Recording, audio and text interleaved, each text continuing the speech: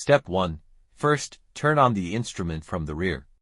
The left knob is for adjusting the airspeed level of the heat gun, and the right knob is for adjusting the temperature.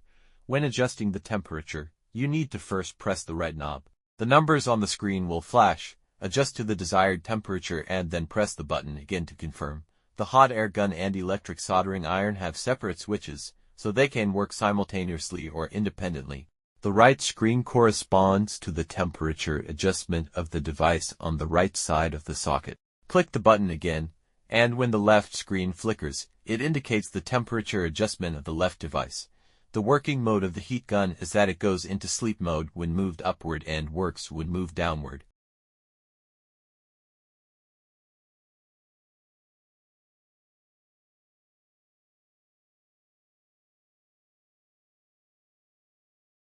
Step 2.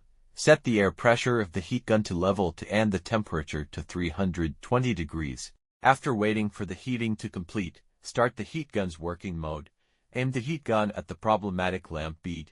Use tweezers to remove the damaged lamp bead and confirm the direction of the lamp bead. Then, dip the new lamp bead in solder paste and flux. Confirm the direction of the lamp bead and solder it onto the lamp panel.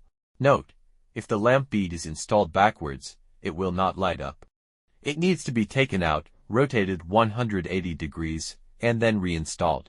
Moreover, the temperature of the heat gun should not be too high. It is recommended to try 300 to 320 first. Excessively high temperatures can easily melt the lamp beads and damage other lamp beads. You can first use an LED module for learning and testing.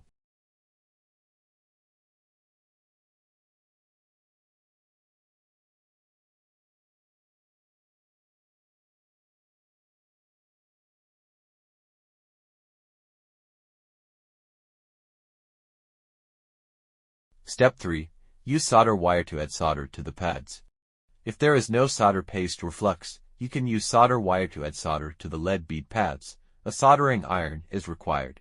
Similar to a hot air gun, heat it to around 300 to 320 and aim the solder wire at the solder feed on the lamp panel to add solder, as shown in the video.